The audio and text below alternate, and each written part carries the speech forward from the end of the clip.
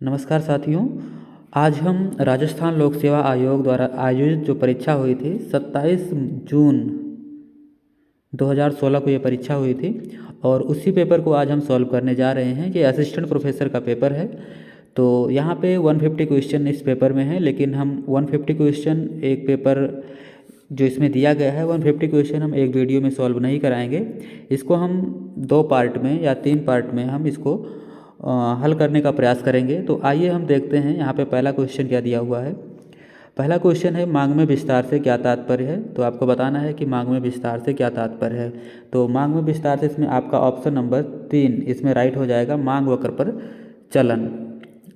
मांग वक्र पर चलन। देखिए इसका फिगर मैं आपको एक बार क्लियर कर देता हूँ। इधर आप प्राइस ले लीजिए, इधर आप क्वांटिटी ले लीजिए। और आपको पता है कि मांग का नियम क्या कहता है, जैसे जैसे कीमतें बढ़ती हैं वैसे वैसे मांगी जाने वाली मात्रा कम होती है, और जैसे जैसे कीमतें कम होती है वैसे मांगी जाने वाली मात्रा बढ़ती है। अर्थात क्वांटिटी आप देख रहे हैं बढ़ रही है जब प्राइजें कम हो रही हैं। तो ऐसी कंडीशन में इसको हम जब मिला देते हैं तो आपका ये डिमांड कर्व बन जाता है। तो यहाँ पे मांग में विस्तार से क्या तात्पर्य है पूछा जा रहा है। तो आपको ये पता होना चाहिए, आपने अगर मांग का नियम पढ़ा होगा तो उसमें लिखा है कि अन्य मान्यताओं के समान रहने पर जब मूल्य में कमी के कारण मांग बढ़ जाती है तो इसे मांग का विस्तार कहते हैं, और जब मूल्य में वृद्धि के कारण मांग कम हो जाती है तो इसे मांग का संकुचन कहते हैं। इस प्रकार एक ही मांग वक्र पर, अर्थात इसी मांग वक्र पर, एक ही मांग वक्र पर एक ही मांग वक्र पर जब विभिन्न बिंदुओं पर चलने की क्रिया जो हो रही है मांग में विस्तार या संकुचन को प्रदर्शित करेगी। तो नीचे की तरफ विस्तार हो रहा है और ऊपर की तरफ इसी मांग वक्र पर जाने की क्रिया को हम संकुचन कहेंगे। तो इसमें आपका मांग वक्र पर चलन, इसमें आपका राइट आंसर हो जाएगा। अगला क्वेश्चन देखते हैं, बैंड वैगन प्रभाव, स्नोप प्रभाव तथा बेबलन प्रभाव के संदर्भ में मांग के सिद्धांत की नई व्याख्या किसने की है। तो आपको बताना है बैंड वैगन के प्रभाव में। तो यहाँ पे ऑप्शन नंबर आपका 4 राइट हो जाएगा, हार्वे लेवस्टीन। हार्वे लेवस्टीन इसमें आपका राइट हो जाएगा, क्योंकि बैंड वैगन प्रभाव, स्नॉप प्रभाव तथा बेबलन प्रभाव के संदर्भ में मांग के सिद्धांत की नई व्याख्या इन्होंने ही की थी, हार्वे लेवस्टीन ने की थी। बैंड वैगन प्रभाव मैं आपको बता दूं क्या होता है कि यदि किसी वस्तु की कीमत कम होने के कारण समुदाय के कुछ लोग की तो उस पर जो वस्तु की मांग बढ़ जाए। अगर कीमतें कम होती हैं तो समुदाय के कुछ लोग जो है कीमतें कम होने की वजह से मांग बढ़ा देते हैं, पर कुछ लोग कीमत कम होने के कारण नहीं बल्कि दूसरे लोगों के उपभोग में जो वृद्धि हुई है उसके अनुकरण के कारण जब मांग में वृद्धि करते हैं, तो इस प्रक्रिया को बैंड वैगन प्रभाव कहते हैं। आई होप आपने बैंड वैगन प्रभाव समझ लिया होगा। तो यहाँ पे दूसरा जो दिया हुआ है आपका स्नोप प्रभाव। तो स्नोप प्रभाव क्या होता है, किसी वस्तु के मूल्य कम होने पर समुदाय के कुछ लोग तो मूल्य में गिरावट के कारण मांग में वृद्धि लाएं, पर कुछ लोग सामान्य लोगों से अपने को अलग रखने के लिए कीमत गिरावट के बाद भी उस वस्तु का उपभोग कम करें, बढ़ाएं नहीं। तो इसे हम स्नोप प्रभाव कहते हैं। तो ये आपका स्नोप प्रभाव रहा। अगला आपका आता है इसमें बेबलन प्रभाव। तो बेबलन प्रभाव क्या होता है एक बार सुन लीजिए, जब किसी वस्तु की कीमत कम हो और कुछ लोग यह सोचकर उसकी मांग में कमी कर दें कि उसकी कीमत में गिरावट उसकी गुणवत्ता में गिरावट के कारण हुई है, तो इसे बेबलन प्रभाव कहते हैं। ये तीनों प्रभाव बहुत ही इंपॉर्टेंट हैं, आपको अच्छे से इसको रिवाइज कर लेना चाहिए। बैंड वैगन प्रभाव, स्नॉप प्रभाव और बेबलन प्रभाव। अगला क्वेश्चन देखते हैं। यहाँ पे अगला क्वेश्चन आपका दिया हुआ है, स्नोप प्रभाव किस वस्तु से संबंधित है। आपको बताना है। यहाँ पे ऑप्शन दिया हुआ है सम्मानजनक, दूसरा ऑप्शन दिया हुआ है विशिष्ट, और तीसरा ऑप्शन दिया हुआ है अनिवार्य, और चौथा ऑप्शन दिया हुआ है सम्मानजनक तथा विशिष्ट दोनों। तो स्नोप प्रभाव आपको पता होना चाहिए, ये सम्मानजनक तथा विशिष्ट वस्तुओं से संबंधित होता है। और स्नोप प्रभाव मैंने अभी आपको बताया ही क्या होता है, किसी वस्तु के मूल्य गिरने पर समुदाय के कुछ लोग तो उसे मूल्य में गिरावट के कारण मांग में वृद्धि लाएं, पर कुछ लोग सामान्य लोगों से अपने को अलग रखने के लिए कीमत में गिरावट के बाद भी उस वस्तु का जब उपभोग नहीं करते हैं अर्थात कम करते हैं, उसे बढ़ाएं नहीं, तो हम इसे स्नॉप प्रभाव कहते हैं। तो अगला क्वेश्चन हम देखते हैं, क्वेश्चन नंबर 4। यहाँ पे दिया हुआ है, जब दो वस्तुओं के उपभोग में उनके सापेक्षिक मूल्यों में हुए परिवर्तनों के कारण परिवर्तन होता है किंतु कुल उपयोगिता समान रहती है, तो ऐसी स्थिति को क्या कहा जाता है। आपको बताना है। जब दो वस्तुओं के, मैं क्वेश्चन एक बार फिर से रिपीट कर दे रहा हूँ, जब दो वस्तुओं के उपभोग में उनके सापेक्षिक मूल्यों में हुए परिवर्तनों के कारण परिवर्तन होता है किंतु कुल उपयोगिता समान रहती है, इस स्थिति को क्या कहते हैं। तो इस स्थिति को हम प्रतिस्थापन प्रभाव कहते हैं। इस स्थिति को हम प्रतिस्थापन प्रभाव कहते हैं, सब्स्टिट्यूशन इफेक्ट कहते हैं। ये क्या होता है मैं आपको बता देता हूँ। जब दो वस्तुओं के उपभोग में उनके सापेक्षिक मूल्यों में हुए परिवर्तनों के कारण परिवर्तन होता है किंतु कुल उपयोगिता समान रहती है, तो इस स्थिति को प्रतिस्थापन प्रभाव कहते हैं। मूल्य में कमी के कारण प्रतिस्थापन प्रभाव हमेशा वस्तु की मांग में वृद्धि लाएगा। इस प्रकार यह प्रभाव हमेशा ऋणात्मक होता है, तो इसको हम प्रतिस्थापन प्रभाव कहेंगे। अगला क्वेश्चन देखते हैं, स्लटस्की के प्रतिस्थापन प्रभाव में उपभोक्ता किधर स्थित परिवर्तन करता है। तो यहाँ पे दिया हुआ है किधर स्थित परिवर्तन करेगा, तो आपको बताना है यहाँ पे ऊंचे उदासीनता वक्र पे परिवर्तन करता है।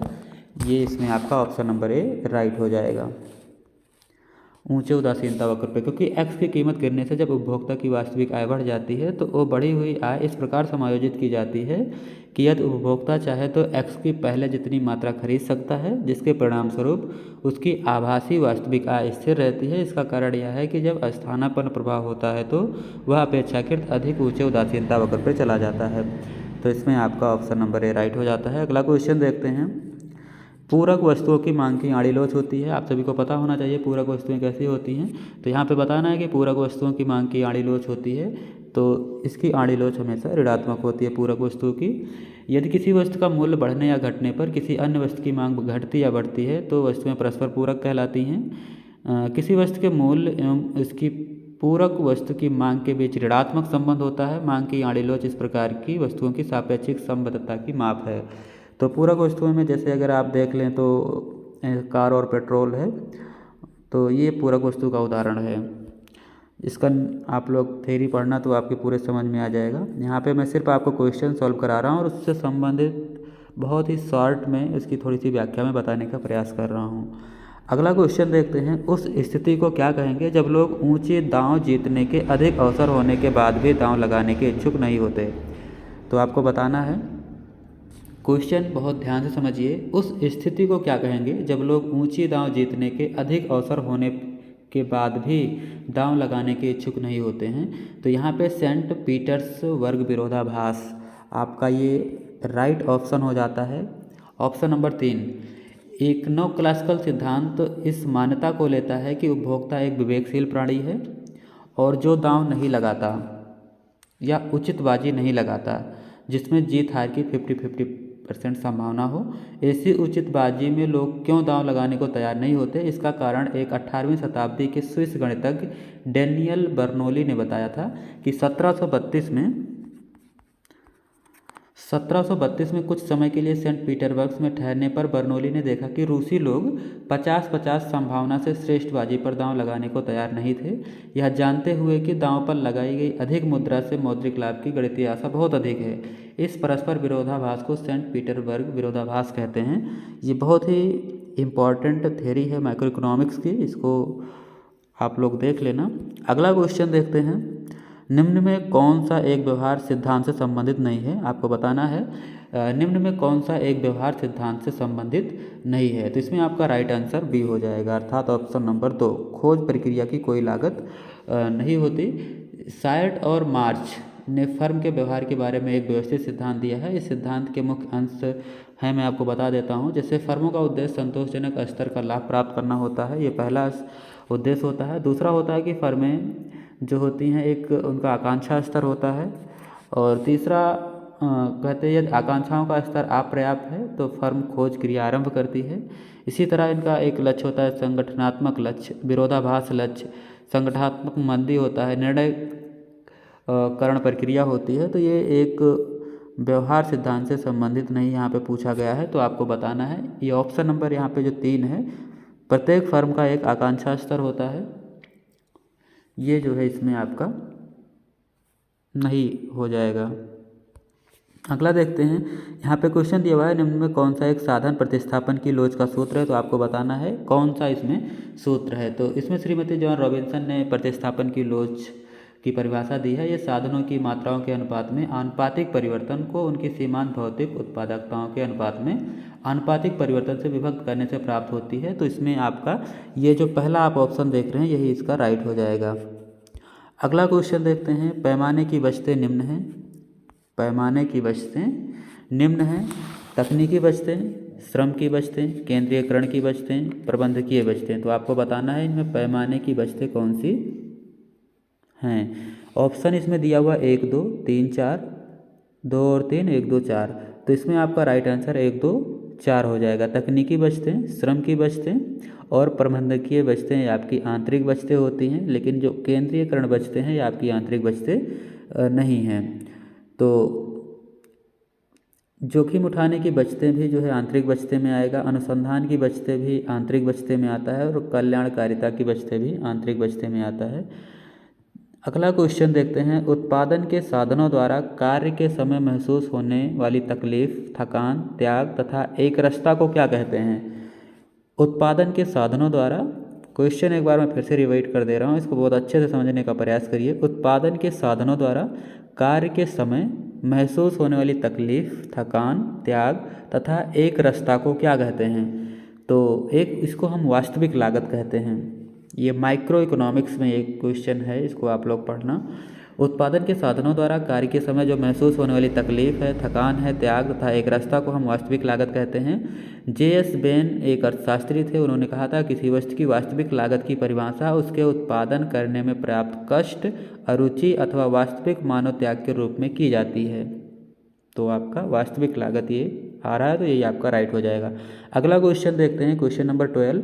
किसने पैमाने की बचतों को आंतरिक व बाह्य बचतों में वर्गीकृत किया है। आपको बताना है, मैं क्वेश्चन 2 बार रिपीट कर रहा हूँ ताकि आप अच्छे से क्वेश्चन को समझ सकें। किसने पैमाने की बचतों को आंतरिक व बाह्य बचतों में वर्गीकृत किया है। तो मार्शल ने आपका आंतरिक बचतों और बाह्य बचतों में वर्गीकृत किया है।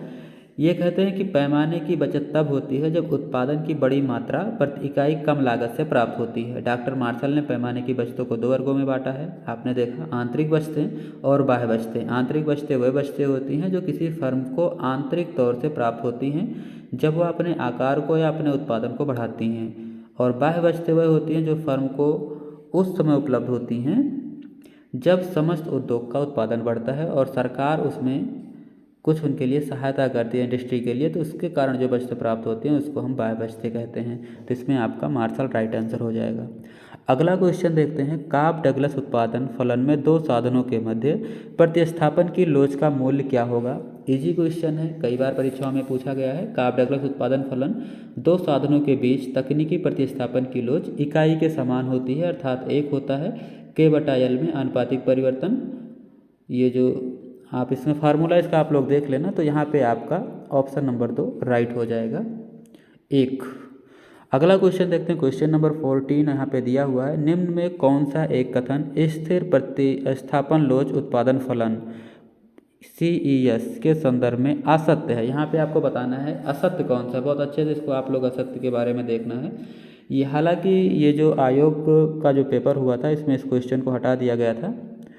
तो अगला क्वेश्चन हम देखते हैं, कौन सा एक नैश संतुलन के लिए असत्य है। आपको बताना है नैश संतुलन के लिए कौन सा असत्य है। नैश संतुलन की धारणा मैं आपको बता दूं कि ये अल्पाधिकार के संबंध में प्रतिपादित खेल सिद्धांत से संबंधित है। ये नैश संतुलन खेल सिद्धांत से, और नैश संतुलन एक ऐसी स्थिति है जिसमें प्रत्येक खिलाड़ी अपनी सर्वोत्तम रणनीति को अपनाता है और किसी खिलाड़ी के पास संतुलन से अलग होने की प्रेरणा नहीं होती तथा प्रत्येक खिलाड़ी स्वतंत्र रूप से खेलता है। तो यहाँ पे आपको असत्य बताना है। ऑप्शन नंबर 1 दिया हुआ है 2 से अधिक खिलाड़ियों का होना, 2 से अधिक खिलाड़ियों का होना, तो ये आपका असत्य हो जाता है। दूसरा दिया हुआ है प्रत्येक खिलाड़ी अपनी सर्वोत्तम रणनीति को अपनाता है, बिल्कुल राइट है। नैश संतुलन में प्रत्येक खिलाड़ी अपनी सर्वोत्तम रणनीति को अपनाता है। किसी खिलाड़ी के पास संतुलन से अलग होने की प्रेरणा नहीं होती, और अभी मैंने आपको बताया ये प्रेरणा नहीं होती। प्रत्येक खिलाड़ी स्वतंत्र रूप से खेलता है। तो ये आपका तीनों ऑप्शन राइट है, लेकिन आपका ऑप्शन नंबर 1 जो है ये राइट नहीं है, तो आपका यही आपका आंसर हो जाएगा। अगला क्वेश्चन देखते हैं, पूर्ण प्रतियोगिता के अंतर्गत एक फर्म की स्थिर लागत की वृद्धि अल्पकाल में उत्पादन व मूल्य को किस प्रकार प्रभावित करती है। आपको बताना है। क्वेश्चन एक बार फिर से रिपीट मैं कर रहा हूँ, उसको ध्यान से सुन लीजिए। पूर्ण प्रतियोगिता के अंतर्गत एक फर्म की स्थिर लागत की वृद्धि अल्पकाल में उत्पादन व मूल्य को किस प्रकार प्रभावित करेगी। तो उत्पादन तथा मूल्य दोनों स्थिर रहेंगे अल्पकाल में। पूर्ण प्रतियोगिता के अंतर्गत एक फर्म की स्थिति जो पूर्ण प्रतियोगिता होता है उसके अंतर्गत एक फर्म की स्थिर लागत की वृद्धि से अल्पकाल में उत्पादन तथा मूल्य दोनों स्थिर होते हैं।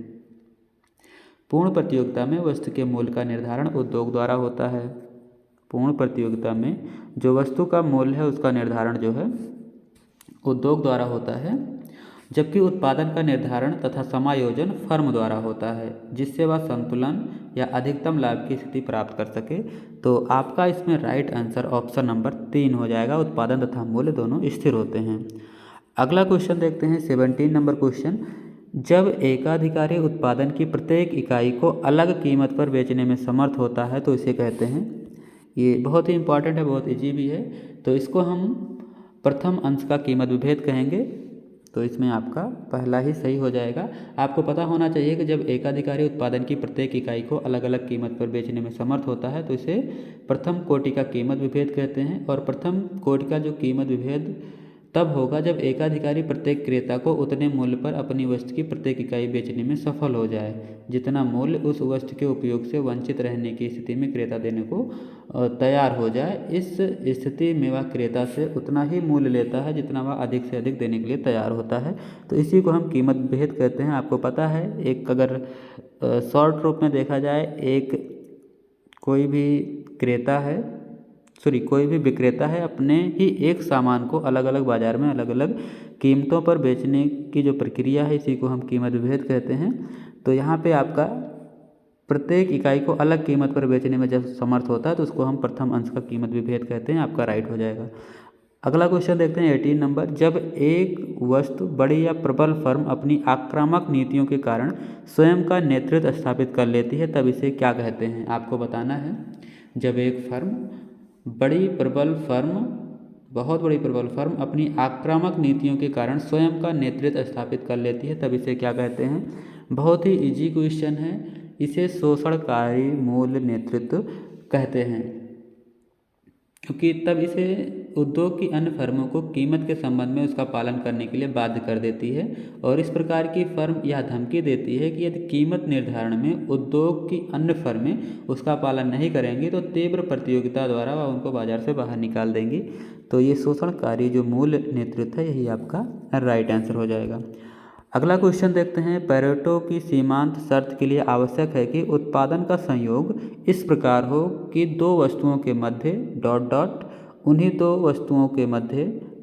के बराबर हो। तो आपको बताना है, यहाँ पे आपको राइट आंसर, यहाँ पे विकल्प दिया हुआ है MRTS और MRTS, MRS MRPT, MRTS MRST, MRTS और MRS।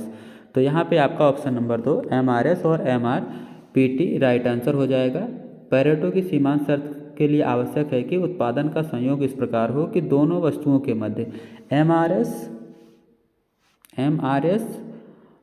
और दो वस्तुओं के मध्य MRPT के बराबर हो। पेरेटो अनुकूलतम की बहुत सारी स्थितियाँ, 3 स्थितियों की बात की गई है।